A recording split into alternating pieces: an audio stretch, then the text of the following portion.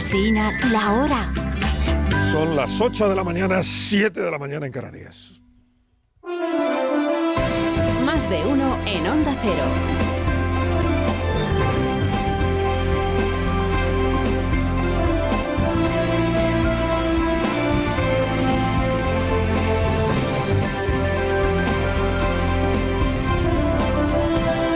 ¿Qué tal? ¿Cómo están? Bienvenidos a una nueva mañana de radio. Estamos estrenando el 6 de junio del año 2025 y de hoy no pasa. O sea, hoy ya nos resuelven todos los problemas del país estas personas tan principales que van a echar la mañana todas juntas en Barcelona, que son los presidentes autonómicos y presidentas. Bueno, son 14-5, o sea, ganan por goleada los hombres en esta reunión de hoy, aunque se ha llevado el presidente a medio gobierno, es verdad, y ahí las tres vicepresidentas pues compensan la desigualdad. Aunque sea una mujer quien más atención concita siempre, porque ya se encarga ella de que así sea, y esa mujer presidenta autonómica se llama Isabel Díaz Ayuso. De aquí a las 9 van a ir llegando todos los asistentes a Pedralbes.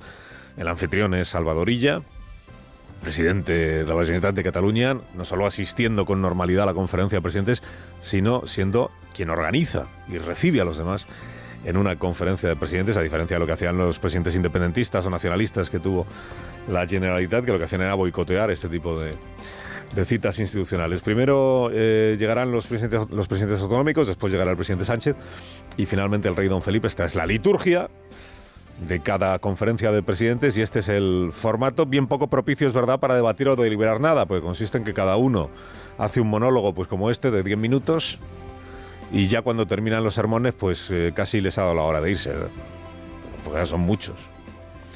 En las vísperas ya sabrán que ha habido un pulso de relatos. El del PP dice, o el gobierno nos acepta, o decía, o el gobierno nos acepta el temario que presentamos, o igual nos vamos de la conferencia. Y el del gobierno decía, aceptamos el temario, petardos del PP, y os dejamos sin argumento para el plante o desplante. Y el del PP decía entonces, hay que hablar sobre todo de financiación autonómica y de redes eléctricas. Y el gobierno decía, hay que hablar de vivienda, hombre, que es lo que de verdad preocupa a la gente, y no esto del aire, dice.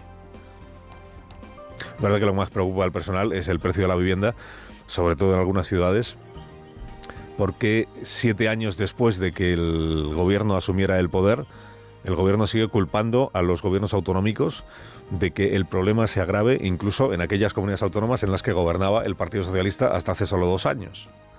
Pero claro, también fue el gobierno quien predicó hace algunos meses, acuérdese, que la financiación autonómica era la piedra angular de la que dependía todo lo demás. O sea, lo más urgente que tenía España era resolver el sudoku de la financiación autonómica y además había que resolverlo por la vía expedita de que los gobiernos autonómicos le aplaudieran el modelo que ya tenía pactado con uno de los gobiernos autonómicos, el de Cataluña, y a instancias de Esquerra Republicana.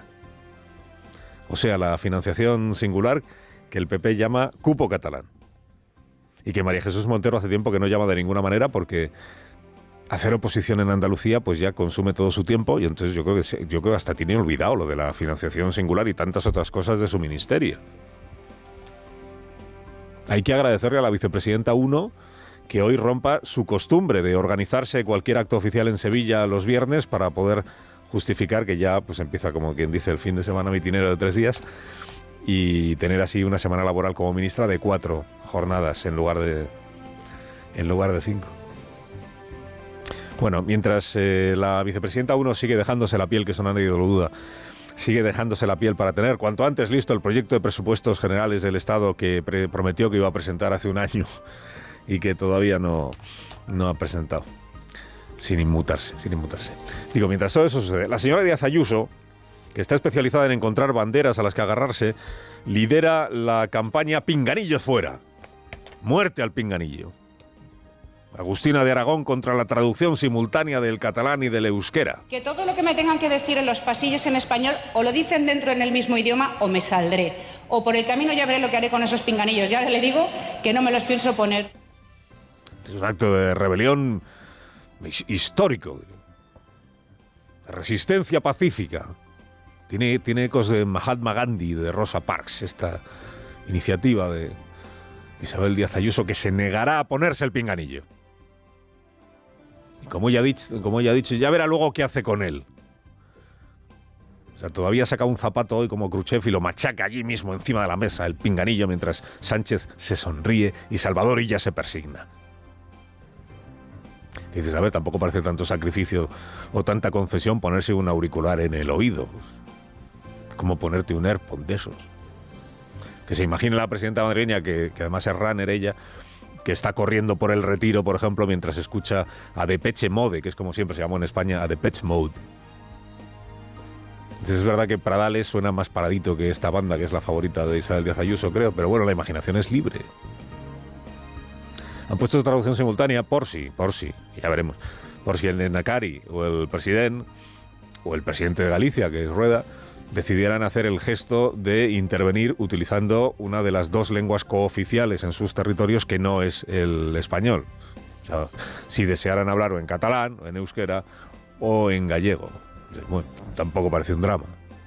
Hombre, si acaso sí podrá alegarse la contradicción que supone en la vida pública española que todo el mundo celebre que Pedro Sánchez sepa inglés y hable inglés porque así puede comunicarse con sus colegas europeos en la lengua que todos ellos conocen y prescindir del intérprete y de la traducción simultánea, que así es mejor, más fácil, así se entienden mucho mejor. Qué bien que Sánchez hable inglés a diferencia de sus predecesores, y que en una reunión como esta de hoy, en la que todos hablan español, pues algunos elijan aparcar la lengua que todos entienden para que los demás sí tengan que depender del intérprete. Pero bueno, cada cual elige cómo quiere facilitar la comunicación a sus colegas los otros presidentes autonómicos. Y si el gobierno encuentra un hueco libre en el orden del día, bigarrao con el que llega a esta conferencia, quizá podría explicar también a los gobiernos autonómicos hoy por qué después de llevar meses responsabilizándoles a ellos de dejación de funciones por no facilitar la acogida de menores inmigrantes no acompañados que llegan a Canarias, por qué ha sido el gobierno central el que ha hecho perder la paciencia al Tribunal Supremo. Por su falta de diligencia a la hora de asistir a los menores inmigrantes que han solicitado el asilo. Cuando solicitan el asilo, esto ya pasa a ser cosa de la Administración Central. Aunque el Supremo advierta al Gobierno de España de que algunos de sus altos cargos pueden estar incurriendo en responsabilidades penales, es otro episodio inédito de los muchos episodios nunca antes vistos que se vienen encadenando en los últimos meses. El ministro Marlaska eligió ayer el plasma para que los periodistas siguieran la toma de posesión de la nueva número 2 de su ministerio por plasma y sin poder preguntar nada a nadie, como si en lugar de Marlaska fuera Pedro Sánchez, el presidente encapsulado. Pudo haber aprovechado el ministro la ocasión para desmentir las informaciones que se vienen publicando en medios tan apreciados en la Moncloa como La Vanguardia, como El País o como El Plural, y que atribuyen a una parte del gobierno la sospecha y la desconfianza hacia la unidad central operativa de la Guardia Civil. Es que una parte del gobierno cree que no es neutral la UCO. Que en la UCO hay gente o agentes con una inquina contra el sufrido ejecutivo, ¿no? Pudo haber expresado el ministro ayer que nada parecido a eso es verdad. Que nada parecido a una animadversión a la UCO o a una parte de la UCO anida en el seno del gobierno. Pudo haberlo hecho, pero escogió el ministro hacer bromas. Hizo dos en concreto. Una sobre su longevidad en el cargo. Después de casi 7 años, lo único que tengo en peligro es en convertirme en algo que no quiero, en mobiliario urbano. Y otra sobre lo mucho que anhela el gobierno que la política deje de ser una confrontación diaria. No es el mejor momento, desgraciadamente, nacional en la política, en el entendimiento de la política como el encuentro. Ojalá consigamos y avancemos en la política como encuentro. Esto era una broma también, yo creo, no sé. Después que empiece por encontrarse el ministro con esos altos cargos del gobierno que en conversaciones privadas le señalan a él como un estorbo, por no haber metido en vereda a estos investigadores de la UCO que no paran de generarle problemas al gobierno. Como prueba de lo mucho que ama el gobierno la política como encuentro, el ministro Óscar Puente, que está de baja paternal pero no tuitera, ayer se animó a lanzarse a la yugular de su compañero de partido, Eduardo Madina, por decir lo que piensa. Núcleo duro del presidente, paréntesis, está dando muestras inequívocas desde hace días de estar perdiendo el oremus. O los nervios, no sé, o los papeles, o todo ello a la vez. de los autores de difundimos una información falsa, nos lo hacen ver, pero no rectificamos porque todo es interpretable, ¿no? La realidad alternativa de reconocible aroma trumpista, llega ahora esto de prohibido mencionar que Aldama y Leire son criaturas de este tiempo de gobierno y no de los tiempos de gobierno anteriores. ¿Qué pasó ayer? Pues que se le ocurrió a Madina, que fue portavoz del grupo parlamentario socialista en época de Zapatero, acuérdese. Se le ocurrió a Eduardo Madina dolerse de la existencia de este caso Leire y resaltar que en la etapa de Zetapé y de Rubalcaba no hubo Leires o Aldama, se refiere, claro, a escándalos de este tenor, y se le enrabietó el ministro Puente. Que de la ejecutoria de Leire como periodista de investigación y visitadora de Ferran no ha dicho nada que yo sepa, pero de Madina sí, inmediatamente. Además. Resentido lo ha llamado. En una exhibición de fair play entre compañeros de partido. Resentido que hoy no ganaría ni una asamblea en su pueblo, elegantísimo, el señor ministro. Prohibido discrepar. Prohibido admitir que esto de Leire no es herencia de ninguna época anterior, sino que es de ahora y muy de ahora. Puente exhumó las elecciones internas en el PSOE en el año 2014 a secretario general, cuando Sánchez era susanista. Cuando a Madina le veían los susanistas como un rojo peligroso. ¡Qué tiempos aquellos! Exhumó las primarias del 14 para acreditar el ministro que la militante Leire Díaz Castro iba con Eduardo Madina y no con Pedro Sánchez. Alabado sea Dios, qué escándalo. Claro, no creyó oportuno el ministro sanchista, iba a decir, el ministro Puente, no creyó oportuno mencionar que, claro, la Leire de 2014 aún no había sentido la llamada del periodismo de investigación. Ni se reunía con empresarios imputados por fraude para ofrecerles acuerdos con la Fiscalía y haciendas forales, a cambio de material con el que neutralizara a un teniente coronel de la UCO y al fiscal Grinda.